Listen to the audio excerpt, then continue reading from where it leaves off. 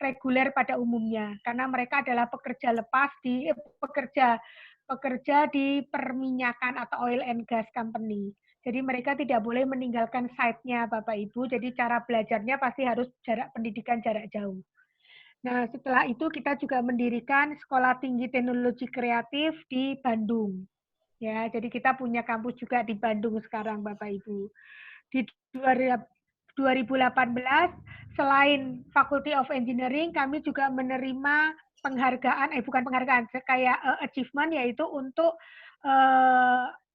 hotel manajemen dan tourism kami mendapatkan akreditasi internasional untuk TEDWall. Wow. Setelah itu, Fakultas Teknik kami juga kembali mendapatkan IAB, yaitu Indonesian Accreditation Board for Engineering Education. Jadi Indonesia juga punya international accreditation untuk engineering itu sendiri. Dan yang terakhir tahun lalu 2019, sekolah bisnis kami atau BINUS Business School itu mendapatkan EACSB. Di Indonesia, EACSB itu cuma 2 perguruan tinggi yang mendapatkan, yang pertama UGM dan yang kedua BINUS University. Itu artinya kita sekarang sejajar dengan NUS, kemudian ada Stanford, ya kan, yang memang mereka mendapatkan EACSB di tingkat dunia. Wah, keren Kalau Bu Mei. tadi, ya, Kalau ini begitu Bu ya, Mei, tanya semoga, sedikit. ya. Itu di 2017 aja sudah melakukan pendidikan jarak jauh yang di Qatar ya, luar negeri Bu Mei ya? Iya, betul. Ya. Berarti sebenarnya kalau sekarang orang banyak yang remote PSBB, BINUS dari awal sudah mempersiapkan hal tersebut dengan teknologi berarti?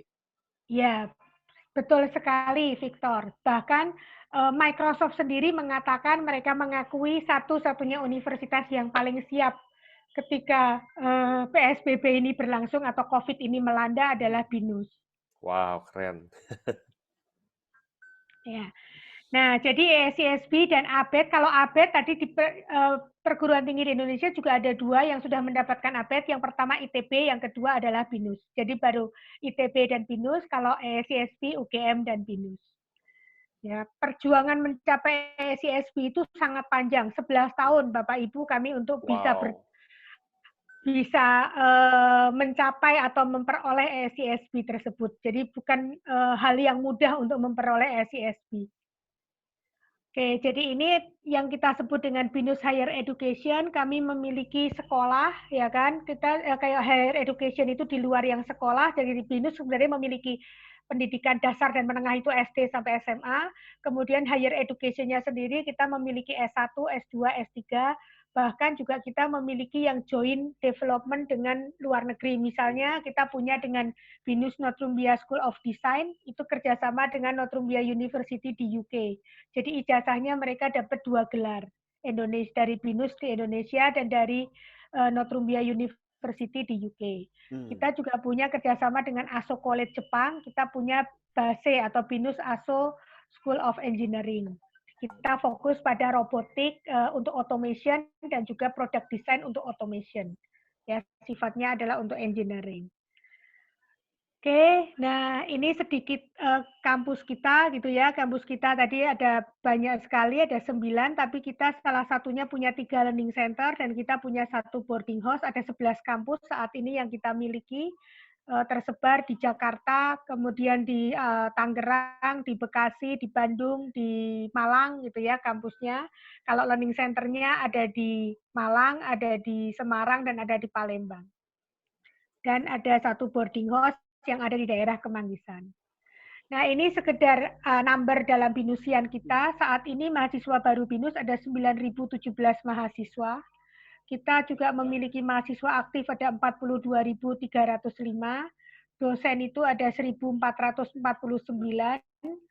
Jumlah calon alumni yang saat ini sudah lulus tapi belum dapat wisuda karena sedang COVID gitu ya, itu ada 2.075 yang sudah menanti tadi yang disebut oleh Victor, ya, yang sudah menanti di lowongan pekerja untuk mereka mencari pekerjaan gitu kan.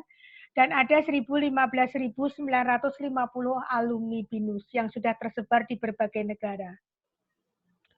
Dari sisi program studi, kami punya 41 program S1 dan D4, kemudian ada 6 program S2, dan ada 2 program S3. Nah, secara akreditasi nasionalnya berdasarkan dari BAN PT, kita punya satu yang unggul, yang karena ESISB ya, mendapatkan akreditasi internasional itu mendapat predikat sangat unggul. Kemudian kita mendapatkan yang A itu ada 22, yang B ada 10, yang C itu ada 7. 7 itu karena 5-nya PJJ, karena PJJ memang belum ada mekanisme resmi dari bagaimana akreditasinya.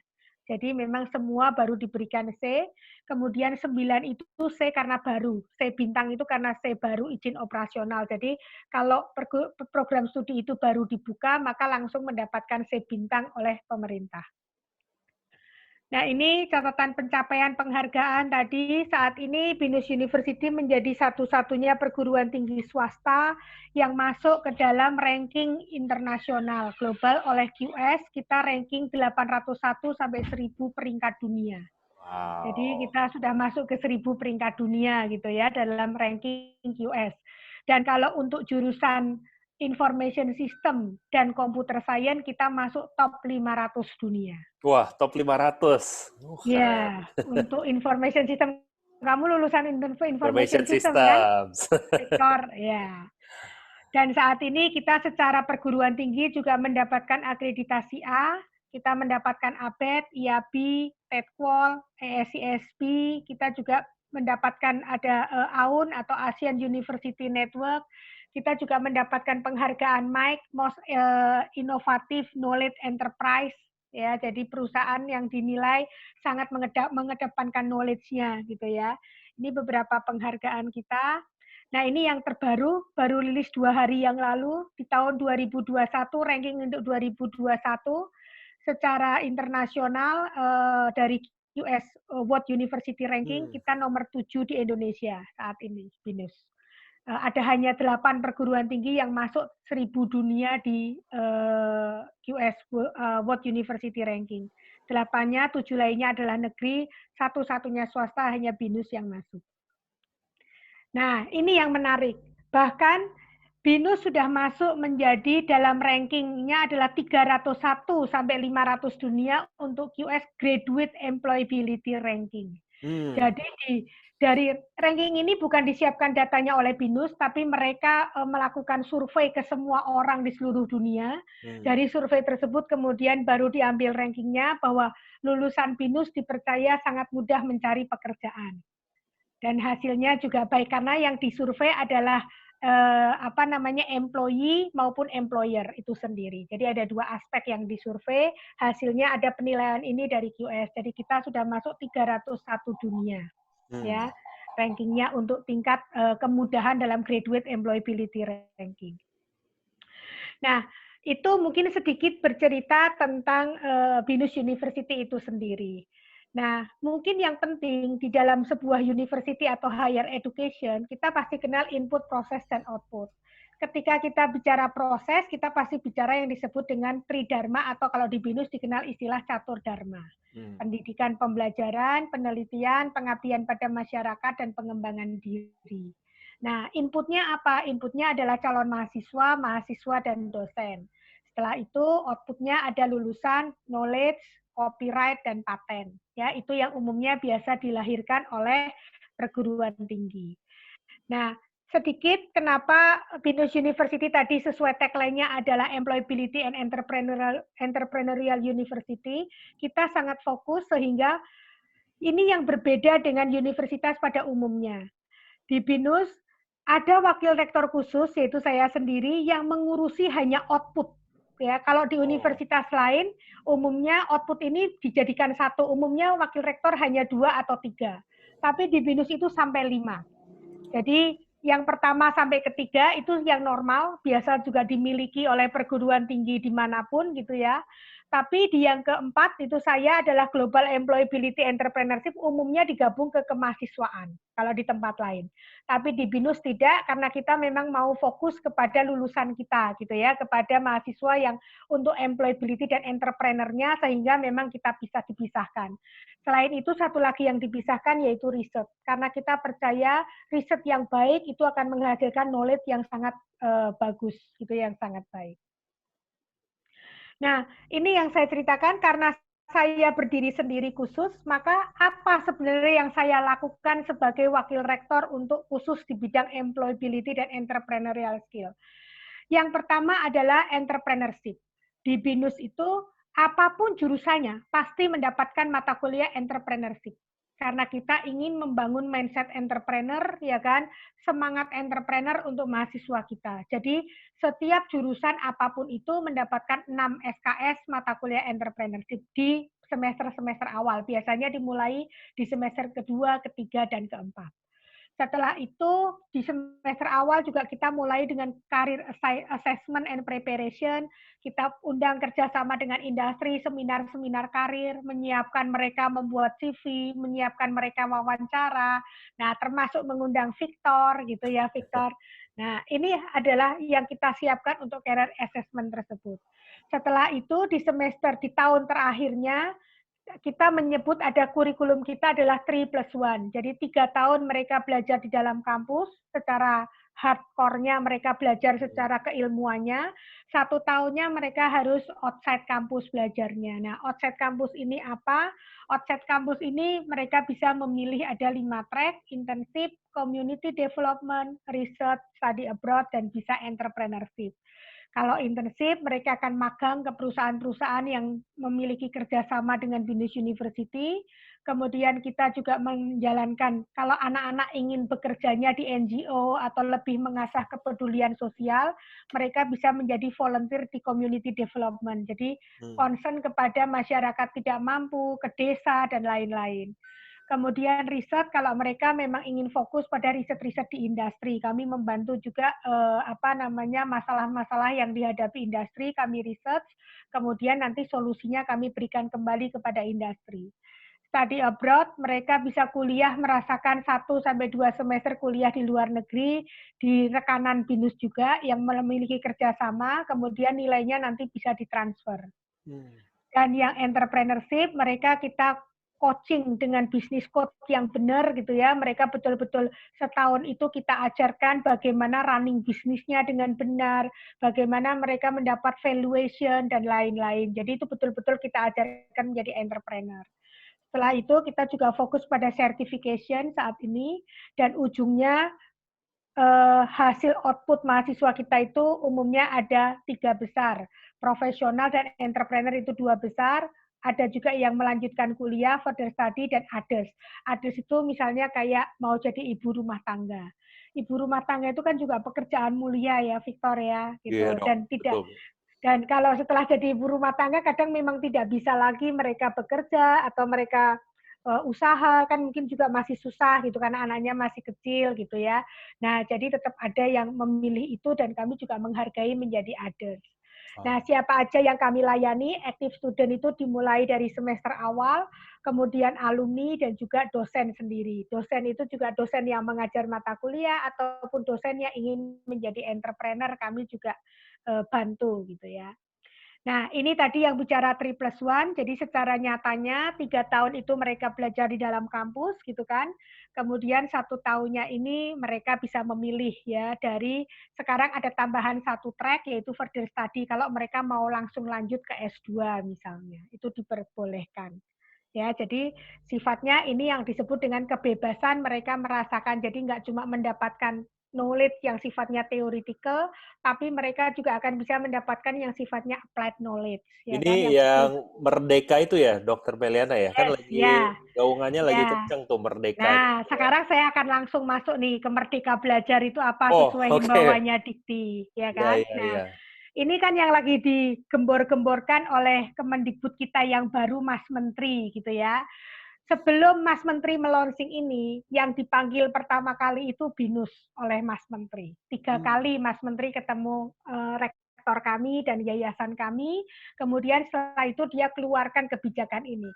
Nah, berarti ini BINUS banget dong. Ya, bisa dibilang seperti itu. Konsepnya berawal dari miliknya BINUS, tapi sekarang BINUS jadi senang karena sudah diakui. Kalau dulu Wow. kami 1 tahunnya ini harus cari-cari cara gitu kan, supaya bisa diakui pemerintah bagaimana gitu kan, karena mereka taunya semua kurikulum itu maunya theoretical base gitu. Kalau sekarang kan enggak gitu kan, sekarang kita sudah benar-benar terbuka gitu. Mereka sekarang mengatakan bahwa applied knowledge itu penting sekali, gitu ya. Merdeka Belajar, Kampus Merdeka itulah sebagai jawabannya begitu. Karena kalau kita lihat, kita sekarang bicara dalam industri 4.0. Apa sih sebenarnya industri 4.0? Nanti saya akan kupas sedikit.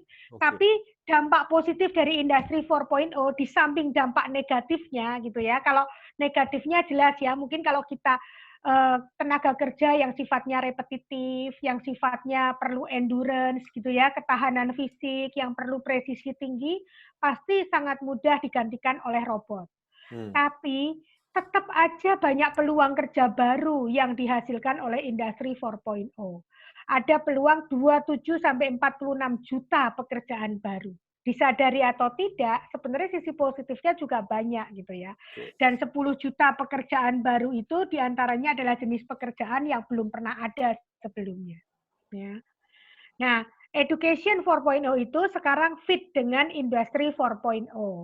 Jadi sekarang yang digembar-gemborkan adalah bagaimana kita meng-create Education 4.0. Bagaimana membuat learning ekosistem yang baik, digital teknologi yang mendukung, neuroscience, new pedagogy, tujuannya apa? Tujuannya fungsinya tetap dengan student center learning dan hasilnya akan mendapatkan outcome yang disebut dengan agile learners atau fleksibel, adaptif, self-directed, kreatif, karakter, complex problem solver. Itu yang ingin dihasilkan sebenarnya dari konsep Merdeka Belajar Kampus Merdeka. Nah, inti dasar capaian pendidikan dari Kemendikbud itu apa? Mereka maunya 3, ada akhlak mulia, visi iptek, dan sinyal pasar, gitu ya. Dari 3 hal tersebut, inti dasarnya dengan konsep Merdeka Belajar, harapannya mereka akan mendapatkan keterampilan skill yang baik, sikap mental, etika profesi, ya kan, spiritualitas, nilai-nilai kehidupan, dan pengetahuan yang baik. Nah, Merdeka Belajarnya dari sisi apa saja? Entrepreneurial, intrapreneurial, data analisis skill, lifelong learning, self-directed, adaptive skill, gitu ya. Kemudian inovatif, kreatif skill, dan juga global knowledge and orientation atau open-minded. Karena dengan open-minded artinya kita bisa menerima segala macam perbedaan gitu yang terjadi. Nah, ini yang disebut dengan Kampus Merdeka, Merdeka Belajar. Jadi mereka meminta 3 semester itu bisa dilakukan atau setara 60 SKS untuk bisa mahasiswa itu bisa memilih cara belajarnya. Mau dia magang, mau dia terjun ke desa, mau dia kuliah di universitas lain, bolehkan. Ya, jadi contoh kegiatannya, misalnya magang, proyek di desa, mengajar di sekolah, pertukaran pelajar, penelitian, kegiatan wirausaha, studi proyek independen, dan proyek kemanusiaan. Nah, ini tadi yang kita jelaskan, tadi saya menjelaskan dalam +1 tadi enrichment program yang sudah dipunyai oleh BINUS University. Nah, ini tadi sedikit industri 4.0 itu apa? Jadi sekarang kalau yang disebut industri 4.0 lebih banyak bicara bagaimana cyber physical system. Bagaimana kondisi teknologi informasi itu memberi kemudahan kepada kehidupan manusia. Jadi tadinya kan komputer sudah melakukan kemudahan lewat automation, itu di dalam industri 3.0. Ketika menjadi 4.0, mereka saling bekerja sama satu sama lain untuk membuat hidup manusia menjadi lebih mudah. Nah, mungkin saya boleh share satu video sebentar boleh. ya, Please, Bu. Victor ya. Boleh, please. Ya. Please. Video ini Kalau ada cukup video, menarik di-share soalnya. sound-nya juga, Bu Mei. Ya, oke. Kedengeran ya? Kedengeran? Oke. Ya.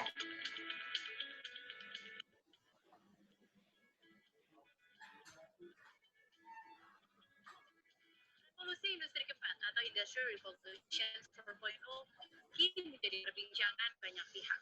Pemerintah, industri, dan perusahaan mengerahkan segala persiapan untuk menghadapinya. Namun apa sebenarnya revolusi industri keempat itu?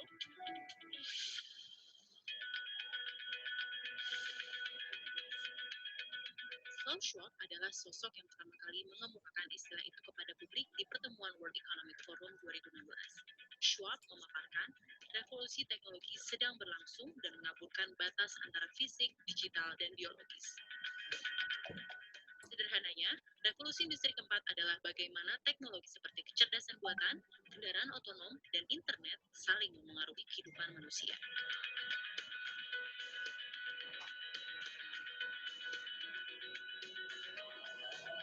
Lalu apa saja tahap revolusi industri sebelumnya?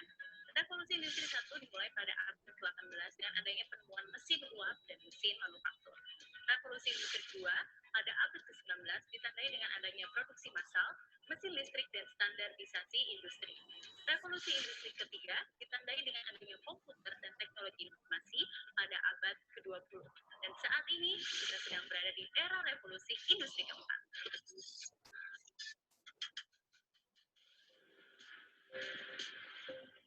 Hadirnya otomasi dan kecerdasan buatan di industri tentu memberikan potensi besar untuk melipat gandakan produktivitas tenaga kerja. Berbagai perusahaan besar dunia bahkan telah menggunakan robot dan kecerdasan buatan sebagai pekerja di lini produksinya. Sebut saja Amazon, Tesla, Uber, DHL, Adidas, dan Nestle. Di Indonesia, operasional pabrik Suzuki Cikarang telah menggunakan teknologi robot.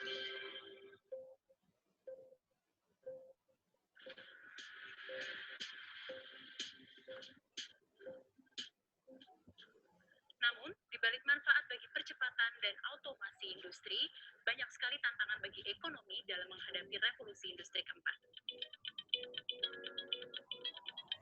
Padahal, Indonesia saat ini tengah menikmati periode bonus demografi berkat banyaknya populasi penduduk dalam rentang produktif. Booming ketersediaan tenaga kerja yang bersamaan dengan era revolusi industri 4 akan menjadi ancaman nyata bagi low-skill workers atau profesi dengan jenis pekerjaan yang repetitif, karena dapat dengan mudahnya tergantikan oleh mesin, robot, dan kecerdasan buatan.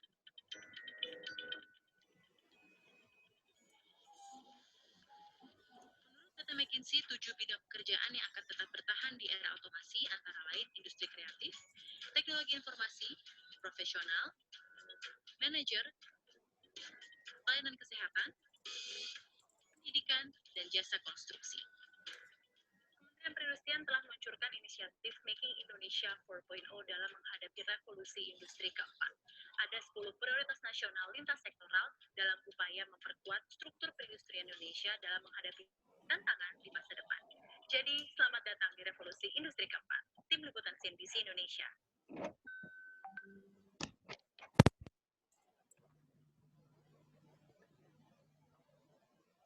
Industrial Revolution 4.0. Yes.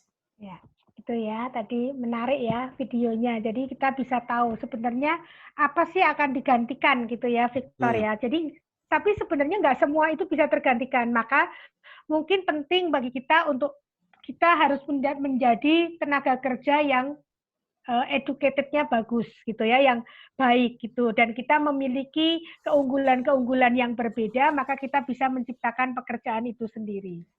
Yes. Nah, ini salah satu contoh, Jill Watson.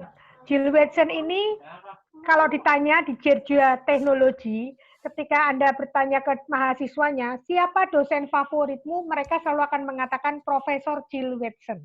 Ya. Oh. Padahal kalau dicari, Profesor Jill Watson ini nggak pernah ada, karena dia adalah seorang robot. Ya, jadi dia adalah first AI teaching assistant yang pertama kali di dunia dan sangat dikagumi oleh mahasiswanya. Kenapa begitu? Karena jujur diakui robot itu kan tidak seperti manusia ya. Manusia kalau ditanya terus gitu ya, pertanyaannya sama, jengkel nggak kamu, Victor? Pasti jengkel kan? Marah, ini orang nanya terus ya, kayak nggak ngerti-ngerti aja, yang ditanyain sama terus gitu. Jadi marah-marah kan. Nah, tapi robot kan enggak ya, robot nggak punya emosi. Ditanya berapa kali pun ya akan dijawab, ya kan? Nggak pernah punya perasaan di sana gitu ya. Itu bedanya kita dengan robot. Di 2018, 2 tahun yang lalu, saya berkesempatan pergi ke Taiwan. Ini di Taiwan, Victor, ya. Di Taiwan itu saya pergi waktu itu bersama dengan Dikti, Kemenristek-Dikti, waktu itu belum Kemendikbud, ya kan. Saya pergi mewakili perguruan tinggi di Indonesia, ada 30 perguruan tinggi Indonesia yang diajak pergi Dikti untuk bertemu 60 perguruan tinggi di Taiwan yang terbaik untuk dilakukan kerjasama. Nah, salah satu agendanya kita pergi ke satu daerah namanya Taichung, 2 jam dari Taipei. Di Taichung itu sekarang kota nomor 2 terbesar di Taiwan. Setelah Taipei, bukan lagi Kaohsiung, sekarang Kaohsiung menjadi nomor 3. Nah, Taichung itu sekarang besar dan dia punya satu AI Science Park. Namanya ini daerahnya AI Science Park terbesar di Taichung. Ya. Dan di sana itu dihasilkan robot-robot. Dan yang menarik, begitu saya lihat robot kecil ini, saya langsung jatuh cinta, Victor. Pengen saya bawa pulang, tahu nggak ini robot. Dibawa pulang nggak tuh, Bu Mei? Sayangnya nggak bisa kemarin, karena harganya sebenarnya nggak mahal, sekitar 650 USD, tetapi mereka perlu melakukan format dan lain-lain ya, perlu melakukan ada preparation dulu lah yang harus dilakukan sebelum dikirim. Tapi kalau dikirim lewat jalur bukan dibawa oleh kita, saya khawatir nggak nyampe-nyampe ke saya ini robot kayaknya, gitu ya. Nah, tapi ini robot kalau dengar musik joget sendiri. Ini robot kalau dielus-elus bisa muncul emoji cinta gitu. Jadi ini robot lucu banget gitu. Daripada kita pelihara papis gitu ya, papis kecil gitu ya, bisa berak sembarangan, harus dimandiin, kencing sembarangan. Ini enggak loh, enggak ngerepotin. Kalau kasih makan tinggal dicolok ke listrik, ya kan? Nggak perlu kencing sembarangan, nggak perlu bersihin kotorannya gitu, bersih rumah, sudah dijamin lucu lagi gitu ya, nggak kalah sama papis. Jadi kadang-kadang itu yang membuat sekarang generasi milenial sekarang berubah. Eropa, Jepang, Korea, Amerika itu sudah mulai mengarah kepada pertumbuhan penduduk itu menjadi negatif, bahkan karena 0 terus menjadi negatif. Karena anak-anak mudanya tidak mau menikah lagi, gitu kan. Nggak mau menikah, nggak mau punya anak, gitu kan. Mereka nyaman hidup sendiri bersama dengan robot, gitu. Mereka bilang apa ke saya waktu saya tanya? Karena robot setia, tidak pernah selingkuh. Nah, setia nggak repotin gitu ya, Bu Mei. Nah, pola hidup ini, pola pemikiran ini yang harus kita antisipasi, Victor, ke depan. Ini cukup membahayakan kalau tidak diantisipasi dengan benar gitu ya. Nah, apalagi yang berubah sekarang? Blockchain. Kita kenal Bitcoin, ya kan? Bitcoin meskipun di Indonesia belum jadi mata uang yang resmi, tetapi di banyak negara itu sudah diakui sebagai sah, ya kan? Bitcoin ini kan. Bitcoin pasti butuh blockchain, karena blockchain adalah ledger besar di belakang Bitcoin. Tapi sekarang blockchain digunakan tidak hanya untuk Bitcoin, tapi juga untuk banyak hal. Misalnya kita perlu tas Hermes, kalau Bapak Ibu yang suka tas Hermes, itu sekarang sertifikat keasliannya dijamin oleh blockchain. Ya. Oh, wow, baru tahu saya. Diamond, nah Diamond nih, kamu kan juga main Diamond kan? Pak Victor ya, punya usaha Diamond. Diamond itu juga keaslian itunya dijamin oleh blockchain. Sekarang banyak bermain sedemikian, sehingga blockchain tadi menjadi, kita yakin bahwa sebuah hal itu menjadi yang mudah dipalsukan, itu menjadi betul-betul kita percaya bahwa itu nggak palsu lagi. Ijazah, obat, nah itu sekarang semua kalau dengan blockchain kita yakin bahwa itu sudah bukan yang palsu misalnya. Nah, apa yang berbeda dengan 10 tahun yang lalu, Victor? 10 tahun yang lalu saya nggak kenal Tokopedia, saya nggak kenal Bukalapak, Blibli, Shopee, JDID, Gojek, Airbnb, Grab. Tapi tiba-tiba sekarang itu semua muncul, GoPay, OVO, dan lain-lain. Ya kan? Sekarang Pokemon, ada apa, Growtopia, Mobile Legends, PBUG, aduh macam-macam ya. Dulu nggak ada. Sekarang ini semua ada, padahal waktunya cuma 10 tahun. Artinya apa? Artinya dunia itu berkembang sudah sangat luar biasa dengan adanya teknologi. Jadi siap tidak siap kita harus mulai menerima hal tersebut. Ya. Nah, pertanyaannya, what next? 10 tahun mendatang dari sekarang, apalagi? Ya, jangan-jangan ini nggak kepikir oleh kita sekarang gitu. Nah, World Economy Forum itu merilis ya, ketika tadi dia bicara tentang Industri 4.0, dia juga merilis skill-skill yang kira-kira nanti akan hilang dan akan bertumbuh. Pada saat 2022, 2 tahun dari sekarang aja, mereka memprediksi misalnya yang growing itu jelas analytical thinking and innovation.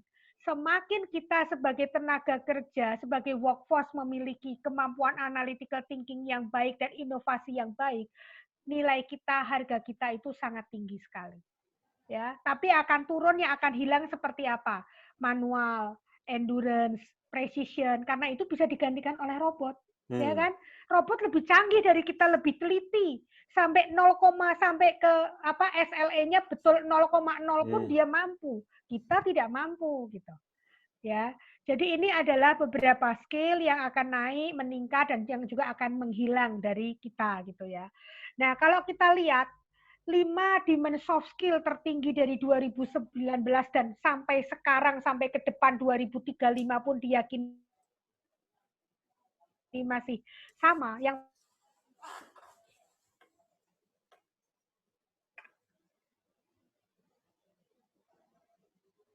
Halo? Sepertinya ada sedikit kendala dari Bu Meliana ya. Teman-teman yang lain masih bisa mendengar? Jadi kalau... Halo Bu Mei?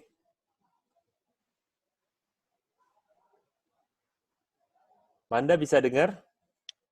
Bisa, suara Pak Victor bisa saya dengar? Oh, mungkin Bu Meliana. Sebentar saya kontak. Ada sedikit ini ya, Bu Mei. Sambil kita lihat-lihat pertanyaan ya.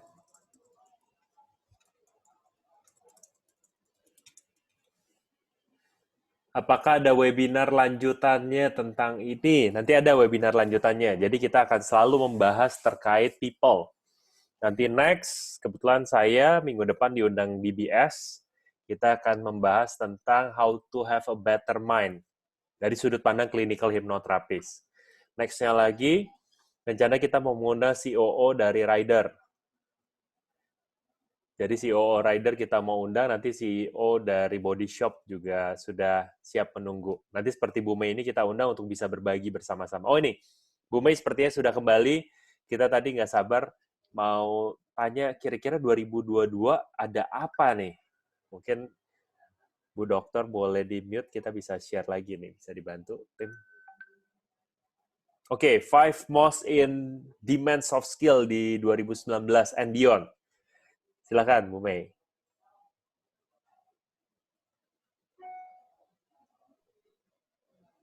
kedengaran nggak suara saya? Oke, udah, ya. Sudah masuk. Sorry, ada gangguan sinyal sedikit. It's okay. Saya. It's okay. Ya. Jadi kalau kita melihat tadi 5 most in demand soft skill ya, kreatif, communication skill, collaboration, adaptability, dan time management. Nah, next, kalau kita melihat LinkedIn, saya melakukan riset di LinkedIn gitu ya, 3 profesi utama yang paling dicari di 2020 ini apa? Yang pertama adalah blockchain developer. Demand growth-nya itu meningkat 33 kali lipat. Yang kedua, machine learning engineer. Dan yang ketiga, data scientist. Ya, betapa profesi-profesi ini sangat menguasai LinkedIn gitu, di mana-mana dicari. Nah, kalau ini kita melihat 25 best job dari 2020 in the world gitu ya. Pertama tetap software developer. Tetap bagaimanapun orang IT itu merajai di mana-mana. Tapi yang menarik, statistik dan matematik juga sangat dicari karena dengan adanya data scientist selama ini, sekarang ini gitu ya, Victor ya. Itu Bu Mei, kalau yang warna biru itu yang disebutkan kan tadi pas Bu Mei tempat terputus ada beberapa pertanyaan, saya sempat baca. Gimana nih dari BINUS untuk menyesuaikan kebutuhan zaman now? Saya tebak-tebakan dulu aja. Itu yang dimaksud yang warna biru-biru itu apa yang siap untuk dipersiapkan BINUS tuh menjadi bagian untuk developnya itu? Betul sekali. Ya, jadi yang biru BINUS sudah miliki saat ini, bisa menyiapkan itu.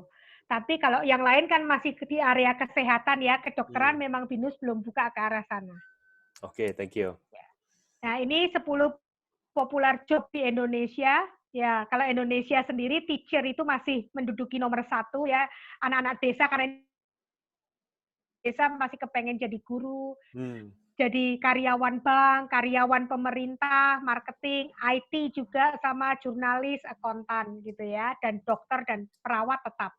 Ada juga TKI, ya namanya Indonesia ya, masih suka TKI, Oh, pahlawan TKI nomor devisa 5. kita. Iya, Ya. iya.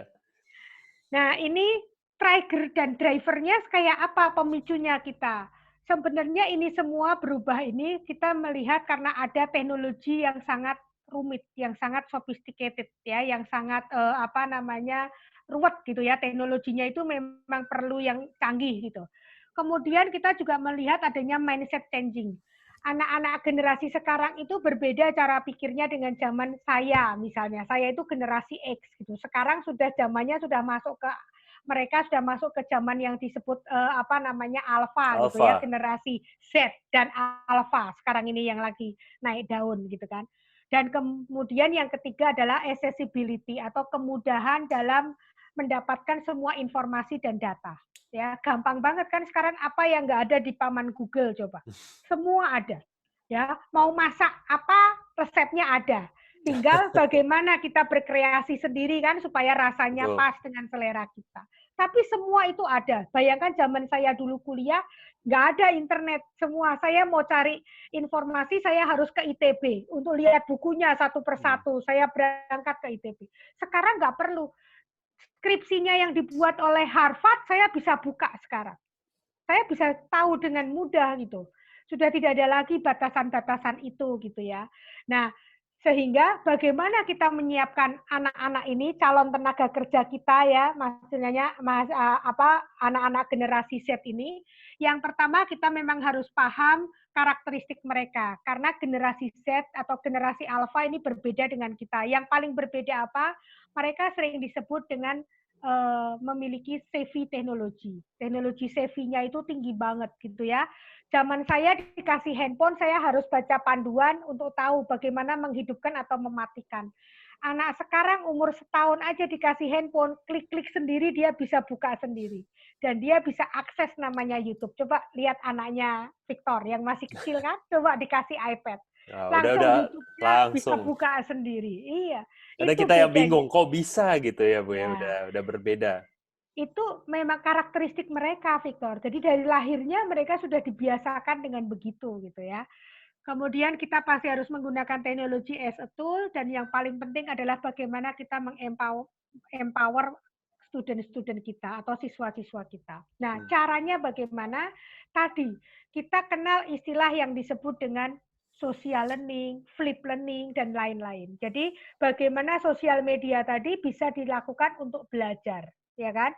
WhatsApp, MOOCs, gamification, Instagram, Facebook, YouTube, dan lain-lain itu sudah bukan barang yang tabu untuk diakses. Sekarang ini justru kita mengakses mereka itu untuk mendapatkan knowledge gitu, untuk bisa memahami lebih lanjut. Ya, nah caranya bagaimana? Cara baru untuk belajar ternyata ini adalah satu studi dari Stanford University bahwa ternyata kita belajar itu 70% datang dari job experience. Sedangkan yang 20% dari peers atau mentors atau sosial, 10%-nya yang dari ruang kelas ataupun modul-modul dari e-learning. Artinya, memang benar yang disebut Merdeka Belajar Kampus Merdeka itu, bahwa orang harus mendapatkan applied knowledge. Karena kalau nggak applied, maka dia nggak belajar. Karena 70% esensi belajar dari applied knowledge.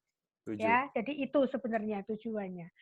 Nah, kemudian apa itu bagaimana kita mengoptimalkan blended learning, ya kita gabungkan antara kondisi face to face dengan digital. Nah, ini juga yang kita akan siapkan dalam kondisi new normal sekarang. Tadi kan Victor menanyakan tentang bagaimana nih new normal gitu kan. Iya, betul. Nah, memang sih kita tetap akan mengikuti protokol kesehatan yang berlaku. Di kelas tidak boleh penuh, ya kan, harus dibandingkan jarak 1 meter tempat duduk. Artinya kalau kapasitas normal adalah 50-60, nanti ke depan di kelas kita hanya bisa mengakomodir 25-30 mahasiswa, ya kan. Nah, cara pembelajarannya bagaimana? Mereka akan blended gitu ya.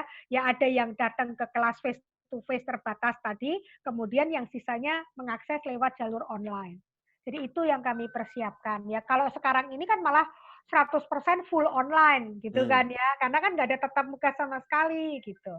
Tapi ke depan di new normal ya kami tetap juga mengakomodir pertemuan tatap muka tapi sifatnya mungkin hanya separuhnya saja.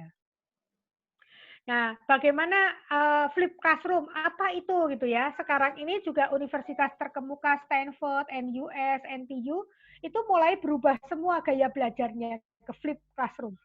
Apa itu flip atau terbalik gitu ya, pembelajaran terbalik, yaitu bahwa flip classroom ini PR yang sifatnya, kan kita kasih PR itu untuk mahasiswa belajar di rumah.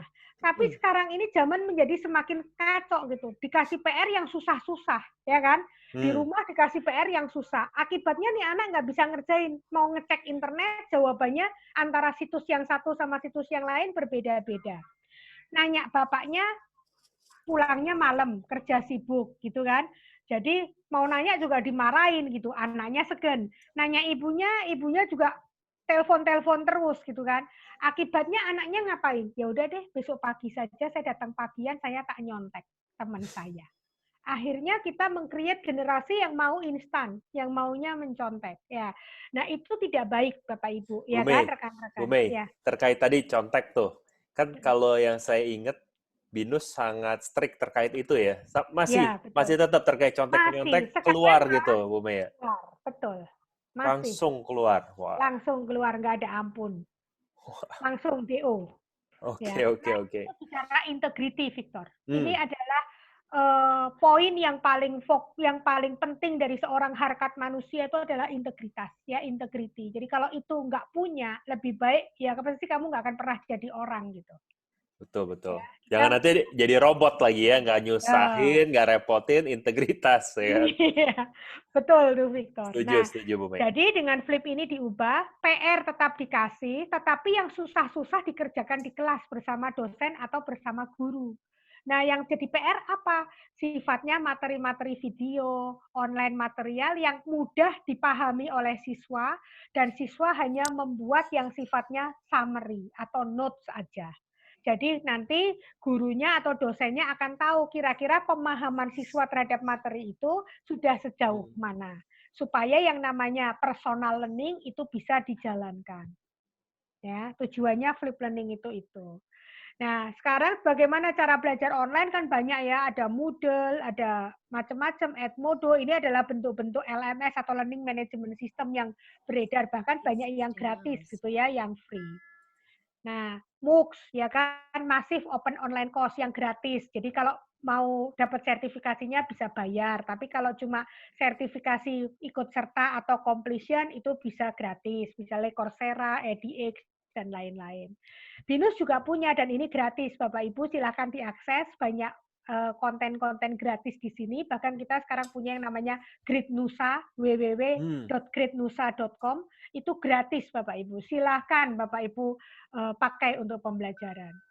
Gamification, ada goyang Shopee, sekarang Japit Shopee, siram tanaman Shopee, semua macam-macam gitu ya. Itu gamification, pakai online quiz, Kahoot, Quizlet ya, Padlet dan macam-macam ya. Sekarang ini banyak banget. Mungkin itu Victor sharing dari saya. Nah, ini ada email dan ada WhatsApp saya. Silahkan nanti ingin detail bertanya lewat email, lewat WhatsApp, silahkan saja. Thank you. Ini tepuk tangan virtual dulu, Bu Mei. Seru banget. Bu Mei, tadi kalau ngomongin yang tadi, sambil saya share screen. Mana tadi?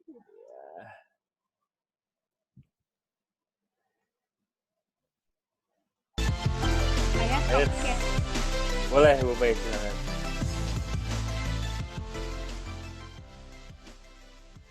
Oke, thank you banget Dr. Meliana tadi udah sharingnya seru banget. Dalam artian ada beberapa pertanyaan, sambil sebentar saya bacakan.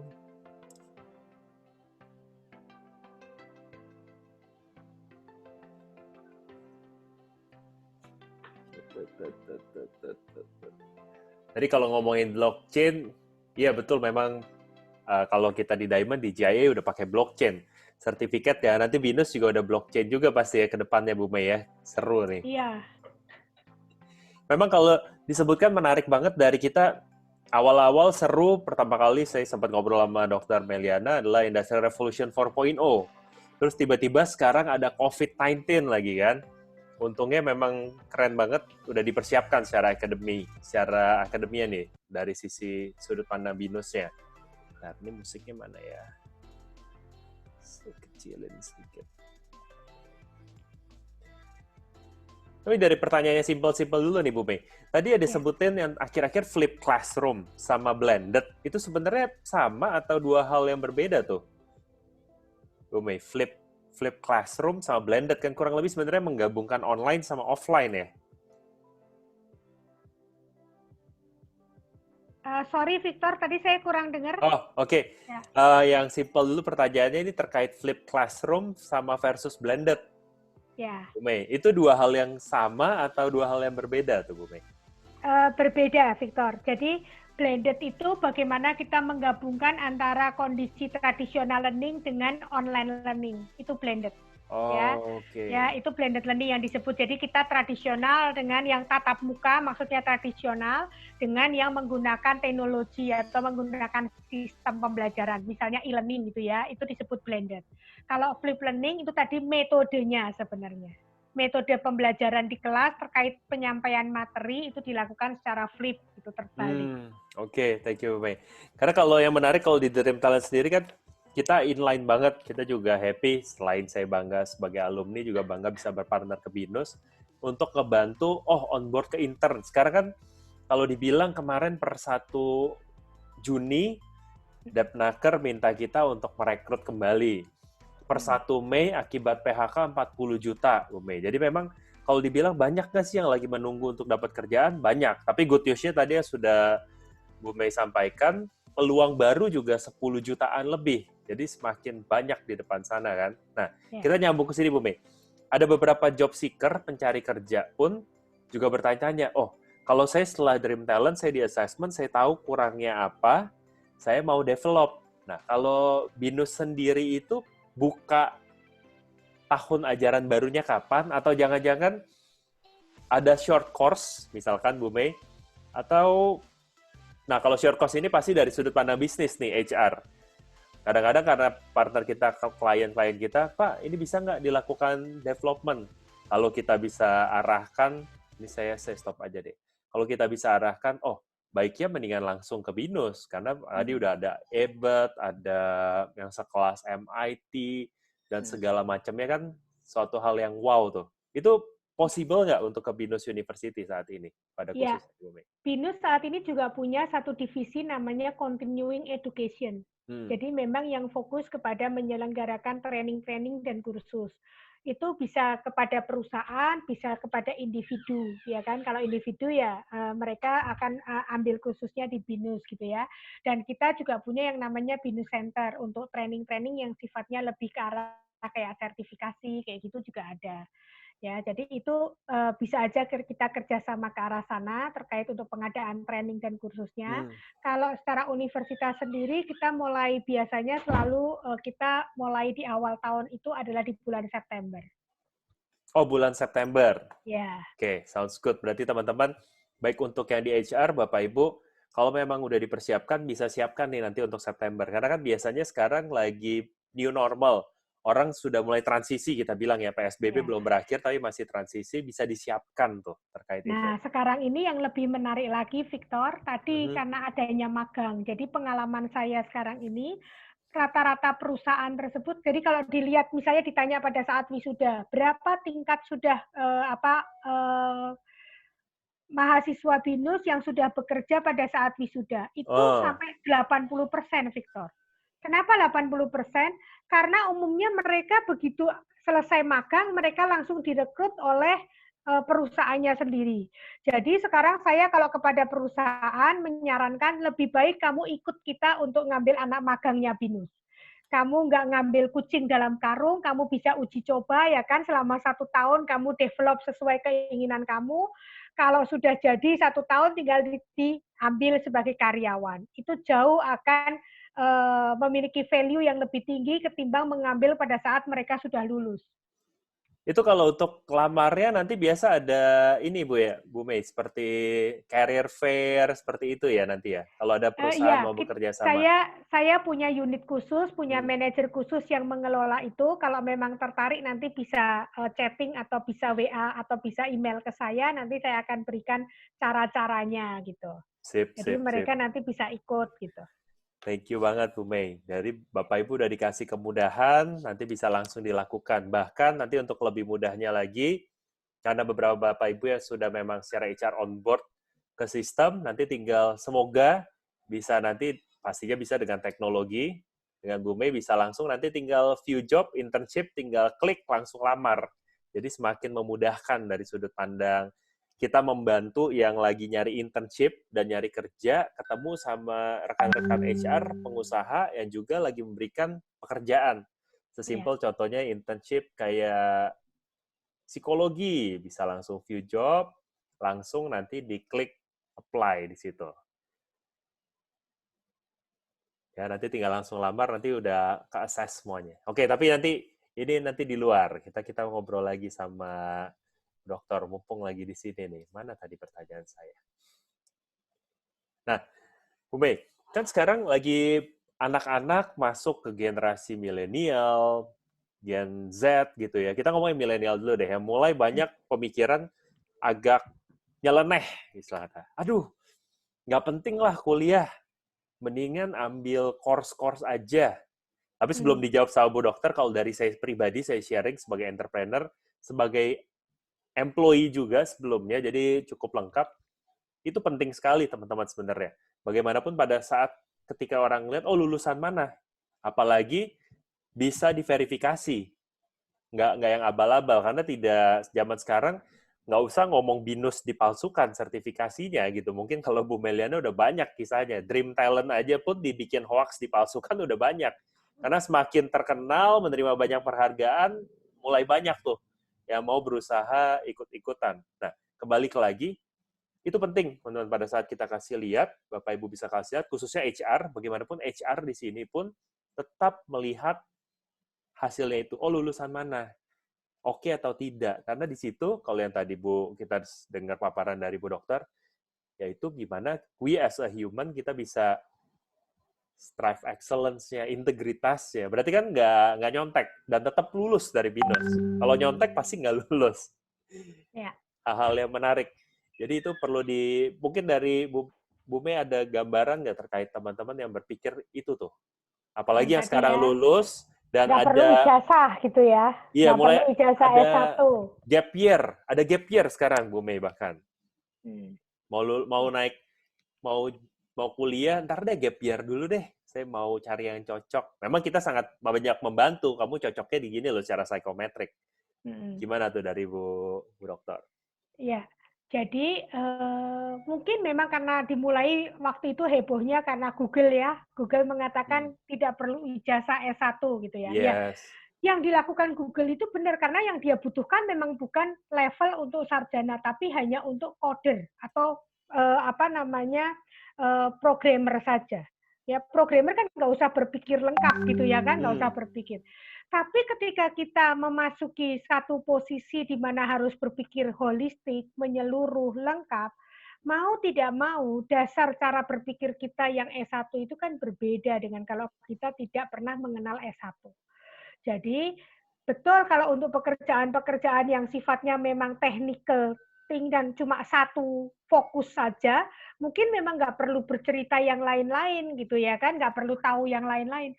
Tapi kalau pekerjaannya misalnya sudah di level manager, masa nggak mau tahu bagaimana mengatur, meskipun bukan manager finance kan harus tahu dong cara pakai budget. Kalau manajer tahu konsep human resource itu seperti apa.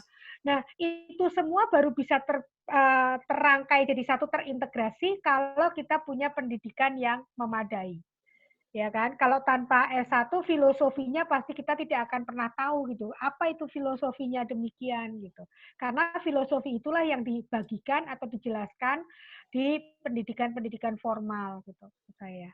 Setuju. Keren Bu Mei. Setuju banget nih secara pola pikirnya memang yang penting. Yang paling penting pola pikir dengan tadi kita lihat BINUS berkembangnya sedemikian rupa, akademianya makin mantep, makin solid lagi. Nah, sekarang pertanyaan ini, Bu Mei. Kalau sekarang saya merasa salah jurusan, salah kampus, gitu kan, terlepas nanti possible nggak untuk tiba-tiba untuk nanti, ya kalau saat ini kan meskipun akademia, Bu Meliana ini mewakili BINUS nih, untuk dia bisa masuk ke BINUS, atau bahasanya yang tadi seperti yang dipaparkan Merdeka Belajar. Apa Merdeka Belajar saya bisa asal masuk ke kampus-kampus yang lain sesuka hati atau bagaimana tuh, Bu Dokter? Ya, jadi sekarang memang kami memiliki kurikulum baru yang disebut major minor. Ya, major minor itu contoh misalnya sudah di luar negeri. Kita majornya misalnya Anda jurusan psikologi. Tapi karena saya juga demen komputer, saya masuk UI UX juga, human interaction misalnya. Saya pengen belajar ya kan. Kalau dulu kan saya harus keluar dari psikologi, masuk lagi ke SE atau ke computer science gitu kan. Sekarang nggak perlu. Saya tetap di psikologi, minornya sebanyak 30 SKS, 20 sampai 30 SKS, saya bisa belajar yang sifatnya teknologi minded. Kayak gitu.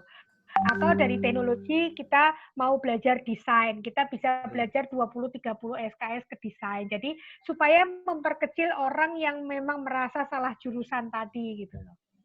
Betul. Justru itu memang di Dream Talent kita ngebantu untuk nggak salah jurusan, bisa dapat kerjaan yang pas, semuanya happy. Jadi company happy, yang lulusan-lulusan dari akademia seperti BINUSian juga semuanya happy. Mungkin kalau tadi nyambung, saya ingetin lagi untuk rekan-rekan nanti bisa, karena ini juga kita nanti akan ada di YouTube juga, secara LMS atau tadi lebih kerennya kalau dari Bu Dokter sebutnya MOOC Massive Open Online Course, itu bisa diakses berarti ya kalau untuk ngerasain kayak di BINUS gimana ya, Bu Mei ya. Tadi Udemy, nanti saya izin untuk yang linknya nanti kita share untuk ke teman-teman ya. Boleh. Ya, dan satu lagi tadi Grid Nusa, itu yang baru tuh, sesuatu hal yang baru yang bisa langsung digunakan. Dan itu Grid Nusa aktif terus loh memberikan seminar-seminar web online ya, Victor ya, silakan ikut gitu. Topiknya macam-macam dan gratis gitu. Betul. Itu keren banget, boleh banget teman-teman ke sana. Karena memang kalau yang tadi disebutkan Bu Mei, entrepreneur segala macam, kebetulan saya juga sempat diminta untuk mentor entrepreneurship. Saya bilang, wah enak banget ya kalau sekarang perkembangan zaman. Kalau dulu kita masih bertanya-tanya, zaman saya Google sudah ada, tapi tetap aja masih mentok. Kalau ini bahkan disiapkan, diberikan akomodasi, dikasih jalan. Oh, ini dicariin, kalau ada apa langsung nanya. Wah, emang oke sih. Apakah menjawab nih ada pertanyaan ini, Bu Meliana? Halo Bu Meliana dan Pak Victor, saya mau menanyakan mengenai global employability dan bagaimana BINUS bisa membantu talent compete secara global. Bahasanya. Sepertinya sih tadi udah ada di paparannya, tapi mungkin bisa sedikit jelaskan sama Bu Meliana. Ya, jadi salah satu graduate atribut kami pun kita bicara global mindset, ya kan? Jadi bagaimana kita berperilaku global itu termasuk dalam kurikulum kita di BINUS, 50% mata kuliah untuk yang reguler ya, ini bukan yang internasional kelas ya. Kalau internasional kelas kayak Victor dulu waktu kuliah kan internasional program gitu kan. Itu semua in English. Tapi kalau yang reguler, 50% perkuliahan itu mata kuliahnya dilakukan delivery in English. Ya, sisanya 50% masih boleh digabung dengan bahasa Indonesia. Tapi semua materi perkuliahannya itu menggunakan bahasa Inggris. Nah, itu dari sisi pembelajaran bagaimana kita meng-create supaya global employability. Selain itu kita fokus kepada international experience. Jadi kami terus mendatangkan pembicara, mendatangkan mereka juga boleh pergi atau program-program yang sifatnya mahasiswa kami ini bisa merasakan kuliah di luar negeri, kunjungan ke luar negeri, ataupun magang juga bisa di luar negeri. Tahun ini, Februari kemarin, mahasiswa kami ada 3 orang berangkat ke Jepang untuk 1 tahun magang di Jepang. Jadi mereka diterima di perusahaan Jepang, kita kerjasama, kemudian mereka diurusin semua visanya dan berangkat ke Jepang untuk selama 1 tahun. Ya, mendapatkan salary dalam hal ini untuk insentif dan lain-lain ya, allowance-nya gitu ya, tempat tinggalnya, mereka diurusin semua oleh Jepangnya. Wah, seru banget. Seru banget kalau kayak gitu ya, Bu Mei ya. Sebagai informasi tambahan buat teman-teman juga, yang ada beberapa tanya terkait Dream Action, Dream Talent, kita juga ya again, karena saya juga BINUSIAD, kita juga menerima bahkan yang mau internship ke Indonesia. Wah, kita pernah ada dari Afrika Selatan, Bu Mei. Ada Oke, dari keren banget. Islandia, ada dari Pakistan, sama satu lagi dari mana ya itu ya? Jerman. Jadi kita saling belajar. Jadi bisa ke Jepang itu memang suatu yang keren. Apalagi kalau dari kita bisa sampai keluar ya. Iya, betul. Keren-keren. Ya. Tapi memang Dream Talent saya mengakui itunya bagus sih sebenarnya. Apa namanya, cara pengukurannya gitu ya, melihat dari sisi apa namanya, sebagai seorang workforce ini nantinya atau mahasiswa, saya itu jurusannya ini. Saya kepengennya menariknya kayak begini. Harapannya karir saya cocok seperti apa gitu ya. Thank Itu you, Bu keren Mei. sih. Hopefully jadi untuk teman-teman nanti baik yang job seeker, baik yang mau cari kerjaan atau misalkan sekarang kan zaman-zamannya lagi work from home, mungkin lagi banyak di rumah. Jadi thank you banget tadi udah informasi disampaikan oleh Bu Dokter bahwa silahkan loh banyak open course yang bisa diakses termasuk BINUS bisa lewat Udemy. Tadi ada MOOC tersebut, Massive Online Open Course, atau Grid Nusa, yang berarti kalau Grid Nusa kan webinar seperti ini, banyak berbagi ya, Betul. berarti Bu Dan Meliana ya? Great Nusa juga ada learning management systemnya. Jadi Oh, mereka bisa mengambil kursusnya gitu. jadi karena yang saat ini lagi penting, kenapa juga saya meminta Bu Dokter ini juga bisa berbagi di sini, di tengah kesibukannya gitu kan. Apalagi ini masa-masanya udah mulai transisi, tadi Bu Mei bilang sendiri, dari BINUS sudah mulai masuk. Nah, terima kasih banget kita bisa ada Bu Meliana di sini karena bisa berbagi, khususnya yang dibutuhkan adalah skill IT. Dan semuanya teman-teman akan ngomonginnya apps, ngomongnya web apps, ngomongnya mobile application. Jadi setidaknya kita hands on dulu. Sama seperti generasi alpha yang kalau tadi anak saya, kadang saya juga bingung. Ini tiba-tiba siapa yang install YouTube Kids, siapa yang install game, anak saya sendiri gitu kan. Itu ya perubahan sudah nggak nanti jauh lagi, kalau yang tadi Bu Dokter sebutkan, ya memang it's here right now. Dan kalau tadi saya merasa bangga juga, pastinya, tadi Bu Dokter sudah sebutkan, BINUS sudah mempersiapkan jauh sebelumnya. Dan dipanggil sama Mas Menteri bahkan kan. Jadi semoga proses merdeka belajarnya ini bisa terus berjalan, meskipun ada COVID-19, pasti ada penyesuaian, kita pastinya tetap dukung deh. Dan untuk Bapak Ibu HR, tadi kalau yang nanya, nanti untuk development-nya segala macam, silahkan banget. Tadi dari Bu Dokter sudah memberikan email, ya nomor telepon, mungkin bisa dihubungkan, atau kalau nanti kita juga membantu biar Bu Meliana tidak repot kontak-kontak, nanti bisa via nanti dari tim. Ya. Nanti dari Dream Action nanti kita bisa sampaikan untuk nanti kerjasama lebih lanjut. Karena kan seru banget. Ini penyerapannya tinggi nih dari BINUS, sudah ditunggu-tunggu. Sebelum ketinggalan, tadi 2000 berarti ya, Bu Meliana ya? 2000 sudah lulusan ya. Yang sudah lulus graduation 2020. Semangat, selamat, congratulations. And udah ada ini Bu Mei? Belum berarti ya? Itu data ya? Sampai bulan Mei ya, yang lulus sampai bulan Mei aja sudah 2000 gitu. Kalau diprediksi sampai Desember sekitar 6.000-an. Oh, oke. Berarti be prepare, be ready, juga biar nggak terlambat pastinya. Kita harus tahu, tadi udah dipaparkan top university di Indonesia, 8, bahkan udah masuk skala global. BINUS, udah salah satunya yang dapat tadi setara MIT, setara NUS dari sisi bisnis tuh amazing banget. Make sure ya, cepat-cepat langsung. Kalau ada opening, saya tahu untuk rekan-rekan HR, beberapa stop rekrutmen. Saya pahami itu sekali.